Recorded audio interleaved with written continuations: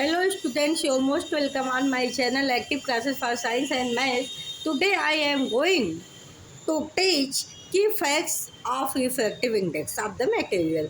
आज हम आपको उन की फैक्ट्स के बारे में, उन मेन पॉइंट्स के बारे में बताने जा रहे हैं जो रिफ्रैक्टिव इंडेक्स के अंतर्गत आता है या जिससे रिफ्रैक्टिव इंडेक्स अफेक्ट होता है किसी भी मटेरियल का। आप जानते हो रिफ्रैक्शन ऑफ लाइट तभी होती है जब लाइट, कोई भी लाइट रेज जब one medium to angle medium में इंटर करता है तो according to refractive index light या तो नॉर्मल की तरफ बेंड हो जाता है या नॉर्मल से दूर बेंड हो जाता है। ये डिपेंड करता है कि किस मटेरियल का कितना रिफ्रैक्टिव इंडेक्स है।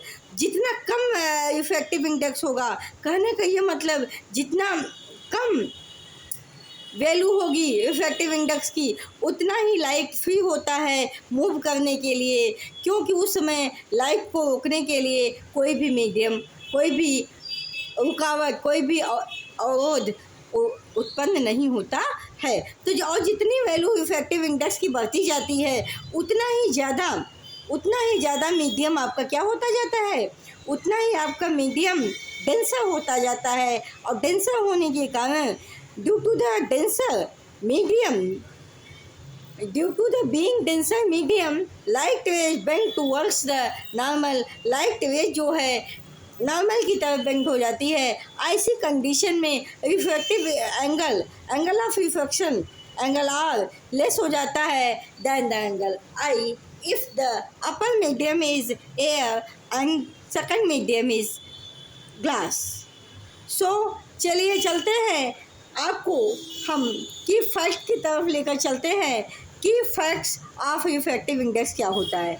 देखिए, जो इसके मेन फैक्ट्स हैं, मेन पॉइंट्स हैं रिफ्रैक्टिव इंडेक्स के, तो रिफ्रैक्टिव इंडेक्स का मेन फार्मूला होता है N is equal to C upon V. N is equal to C upon we.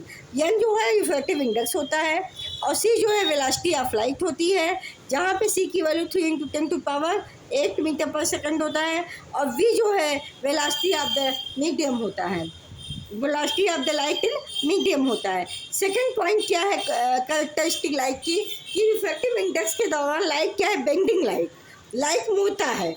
अब मुड़ने का ये मतलब या तो दोनों तरफ से मुड़ना कहा जाएगा, या तो ये नॉर्मल से दूर मुड़ जाता है, अवे चला जाता है, या टूवर्ड्स नॉर्मल हो जाता है। तो बेंडिंग तो दोनों कंडीशन में हुई। तो bending light a higher number means, जब नंबर ज़्यादा होता है, रिफ्रैक्टिव इंडेक्स की जब वैल्यू ज़्यादा होती है, लाइट बेंड मोर, तब ऐसे कंडीशन में लाइट ज़्यादा बेंड हो जाता है व्हेन इट इंटर्स द मटेरियल, जब वो ऐसे मटेरियल में इंटर करता है जो पहले के कंपैरिजन में ज़्यादा डेंसर हैं। सेकंड पॉइंट पे आए, नहीं थर्ड पॉइंट पे आइए। पॉइंट नंबर थर्ड में है कि रिफ्रैक्टिव इंडेक्स की स्टूडेंट कोई यूनिट नहीं होती। रिफ्रैक्टिव इंडेक्स की कोई यूनिट नहीं होती। देखिए, नो यूनिट, एक इज़ ए प्योर नंबर। ये एक प्योर नंबर होता है क्योंकि आप जानते हो रेशियो के फॉर्म में होता है। इसके जो यूनिट होते होंगे वो आपस में कैंसिल हो जाते होंगे, इसलिए नॉट मेजर्ड इन मीटर, ना तो ये मीटर में मेज़र किया जाता है, ना तो सेकंड में मेज़र की इसको कोई यूनिट नहीं होती है। अब आइए कुछ नॉर्मल एग्जांपल्स देखते हैं, कॉमन एग्जांपल्स देखते हैं, और उसके रिफ्रैक्टिव इंडेक्स की वैल्यू क्या क्या होती है इसकी तरफ हम आपको ले चलते हैं। यहाँ पर एक फिगर दिया हुआ है, देखिए, एक ग्लास है, एक इंटरफेस है।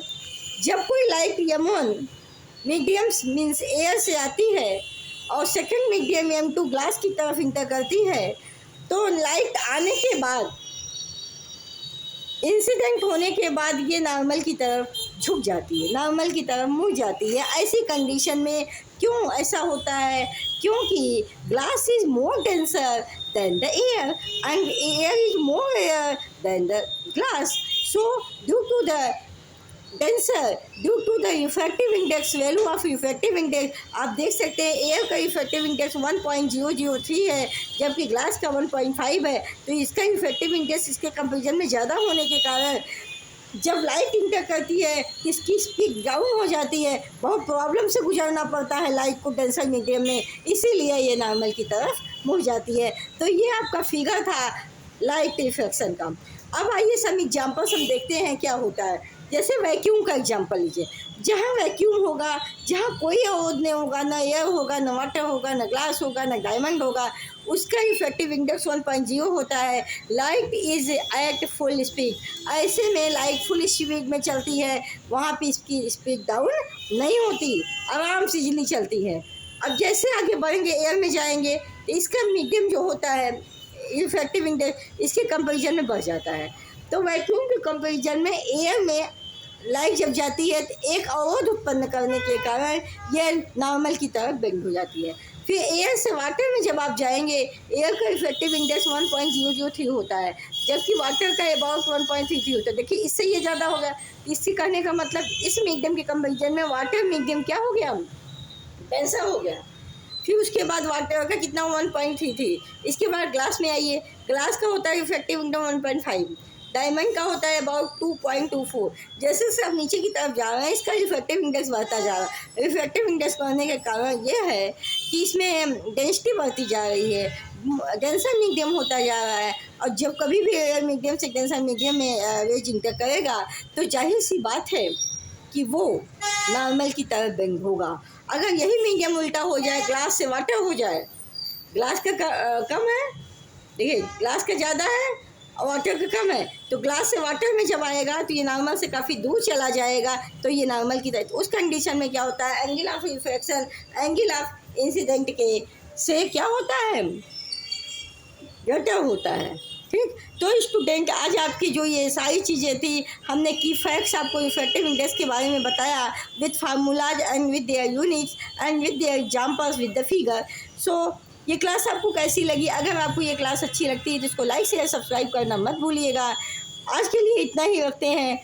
अदर वीडियो में, नेक्स्ट वीडियो में आगे हम डिस्कशन करेंगे, क्योंकि लाइट के चैप्टर काफ़ी बड़ा है, इसमें हमें काफ़ी कुछ आपको पढ़ाना है, इसलिए आप कंटिन्यूटी नहीं बनाएंगे तो आपको ये सारे नेशन में जब क्वेश्चन पुटअप होंगे तो वहाँ पे आपको प्रॉब्लम फेस करनी पड़ेगी, और निश्चित ही फेस करनी पड़ेगी, आप समझ लीजिए।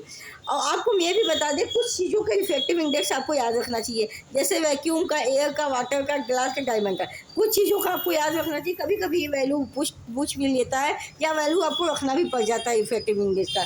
तो सो आज के लिए इतना ही, मिलेंगे कल। Be happy, be healthy in your life. Thank you so much, all the best, have a great day, thank you.